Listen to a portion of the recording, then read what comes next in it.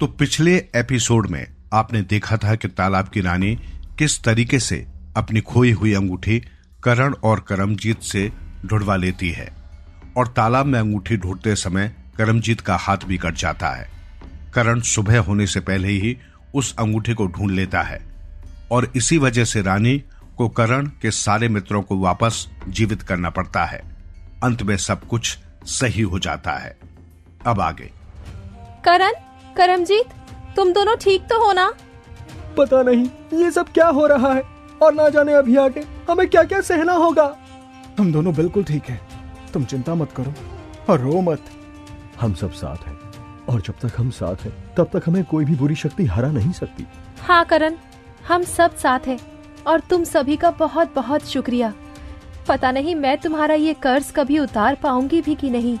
देखिए राजकुमारी जी, हम आपके दर्द को समझ सकते हैं, इसलिए हम आपके साथ हैं। और आपने इतने सालों तक इतनी प्रतीक्षा करी और इतनी कुर्बानी दी, बस समझ लीजिए कि हम सब उसी का फल हैं। हाँ राजकुमारी जी, आप बार बार धन्यवाद कहकर हमें शर्मिंदा ना करें। हम सब अपनी इच्छा से आए हैं। इन सब की ऐसी बातें सुनकर चिड़िया रोने लगती है और सबके पास जाकर उन्हें गले से लगा लेती है। इसके बाद थोड़ा आगे चलने पर उन्हें एक झरना मिल जाता है और उस झरने से वो सभी पानी पी लेते हैं। वधिराज जी, अब हमें कहाँ जाना है? अब हमें नित्यलोक जाना है। तुम सब मेरे पीछे पीछे आओ। और सभी लोग आगे बढ़ते रहते हैं। तभी काफी आगे जाने पर सभी लोग देखते हैं कि आगे कोई रास्ता नहीं है, सिर्फ एक बड़ी सी खाई है और खाई पार करके ही आगे जमीन है। अरे रास्ता तो खत्म हो गया, बस खाई ही रह गई। हाँ, यहाँ तो ना कोई पुल है और ना ही कुछ और है। आखिर हम सब उस तरफ कैसे जाएंगे? तुम सभी लोग मेरे पीठ पर बैठ जाओ, मैं ले जाऊंगा। तो बद्रीराज सभी को अपनी पीठ पर बिठाकर वहां से उड़कर खाई से पार जाने लगता है। वो उड़ तो जाता है लेकिन वो आगे नहीं जा पाता। अरे ये क्या हुआ वधिराज? तुम ऐसे बीच में क्यों रुक गए? मैं रुका नहीं हूँ, ऐसा लग रहा है जैसे किसी ने मुझे रोका है। पता नहीं क्यों मैं आगे नहीं जा पा रहा। लगता है यहाँ किसी शक्ति का प्रभाव है जो हमें आगे बढ़ने से रोक रही है। हाँ करमजीत, सही कहते हो। असल में वहां पर किसी दिव्य शक्ति का प्रभाव था जो दिखाई नहीं दे रहा था।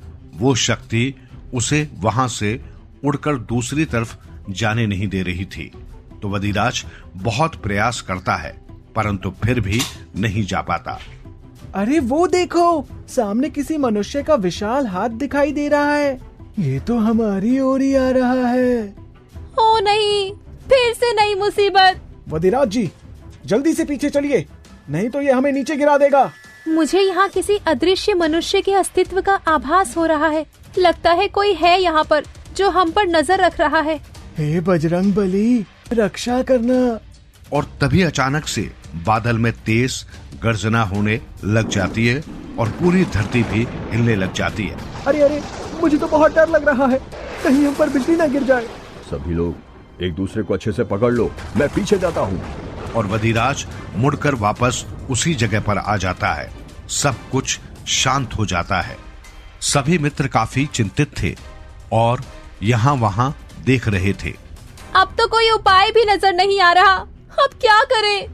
कुछ देर के लिए हम यहीं पर बैठ जाते हैं और सोचते हैं कि आखिर आगे क्या किया जाए। हाँ ठीक है।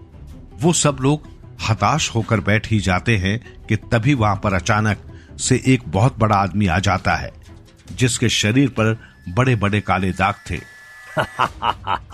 मेरा नाम है शाकाल, उतार देता हूँ मैं सबकी खाल। आप कौन हैं? ये मेरा इलाका है, मेरी इच्छा के विरुद्ध यहाँ से कोई भी आगे नहीं जा सकता। किसी ने कोशिश की तो मारा जाएगा। तो आप यहाँ के रक्षक हैं, आप चाहते हैं कि हम यहाँ से आगे ना बढ़ पाए, लेकिन क्यों? बिल्कुल सही पहचाना। वैसे मालूम पड़ता है कि तुम भी एक राक्षसी हो, बिल्कुल मेरी तरह। परंतु मैं आपकी तरह अन्याय नहीं करता, मैं सभी से मित्रता रखने की चाह रखता हूँ। राक्षस होकर भी तुम बातें तो काफी अच्छी कर लेते हो मेरे मित्र। सिर्फ बातें ही नहीं, मैं कार्य भी अच्छे ही करता हूँ।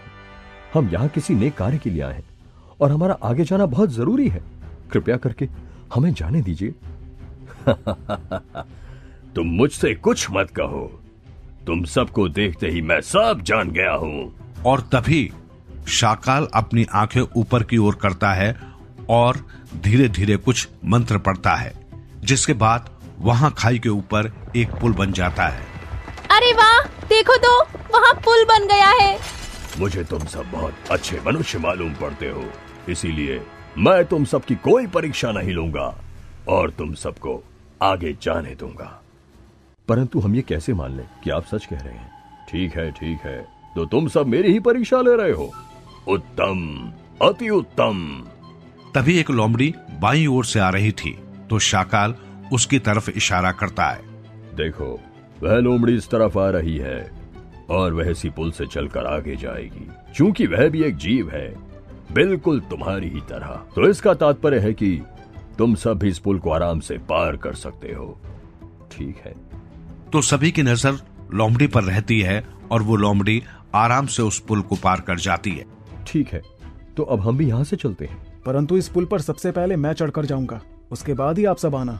ठीक है। और करण आगे की तरफ बढ़ता है, लेकिन जैसे ही वो पुल पर पैर रखता है, वैसे ही उसे जोर के झटके लगते हैं, जिससे वो पीछे गिर जाता है। नहीं करण, मैं ठीक हूँ, बस थोड़ी चोट लगी है, तुम सब चिंता मत करो। शाकाल जी, आपने हमारे साथ ऐसा छल क्यों किया? तुम सबको क्या लगता है कि मैं तुम सबको ऐसे ही ये पुल पार करने दूंगा? तो बताइए, आखिर हमें उस पार जाने के लिए क्या करना होगा? मैं तुमसे कुछ पहेलियां पूछूंगा, बस तुम्हें उन पहेलियों का उत्तर एक ही बार में सही देना है। अगर पहली बार में सही उत्तर दे पाए तभी आगे जा पाओगे। ठीक है, हम सब तैयार हैं। शुरू होने पर मैं लंबी होती हूँ और जब मैं खत्म होने वाली होती हूँ तो छोटी होती जाती हूँ। बताओ वो क्या है? सभी मित्र आपस में बातचीत करते हैं और इस प्रश्न का सही उत्तर ढूंढने का प्रयास करते हैं। बहुत सोच समझकर हमें इसका उत्तर ढूंढना है, क्योंकि एक ही मौका दिया जाएगा। हाँ राजकुमारी जी, सोच रहे हैं सब। सोचो सोचो, अच्छे से सोचो, वरना मारे जाओगे। हाँ, मोमबत्ती। वाह वाह, उत्तम, अति उत्तम। तुमने तो बिल्कुल सही उत्तर दिया मेरे प्यारे छोटे मित्र। कृपया आप दूसरी पहेली पूछिए। एक एक क्षण बढ़ती हूँ, बस बढ़ती ही जाती हूँ, कभी भी नहीं घटती हूँ। बताओ कौन हूँ मैं? इसका क्या उत्तर होगा? ये मुझे तो बिल्कुल भी समझ में नहीं आ रहा। फिर सभी लोग इस पहेली का उत्तर ढूंढने का प्रयास करते हैं, परंतु उन सभी को कुछ समझ नहीं आ रहा था कि इसका सटीक उत्तर क्या हो सकता है। क्या हो सकता है उत्तर? कुछ समझ में नहीं आ रहा। हाँ मुझे भी। हे ईश्वर, क्या करें अब? और तभी लव इस पहेली का उत्तर समझ लेता है। मुझे तो लगता है कि इस पहेली का उत्तर उम्र होगा, क्योंकि हमारी उम्र बढ़ती जाती है और कभी घटती नहीं है। उम्र सदा बढ़ती ही जाती है। हाँ लव, तुम बिल्कुल सही कह रहे हो, तुम्हारा उत्तर बिल्कुल सही है।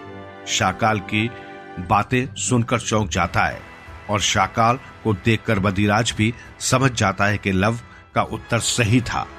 शाकाल, इस पहेली का उत्तर है उम्र। वाह, बिल्कुल सही कहा। इस पहेली का उत्तर उम्र ही है। बधाई हो, तुम सभी विजयी हुए। तो कृपया करके अब हमें यहाँ से जाने दे महाराज। हाँ जाओ जाओ, परंतु याद रहे कि तुम केवल इस पुल से ही दूसरी तरफ जा सकते हो।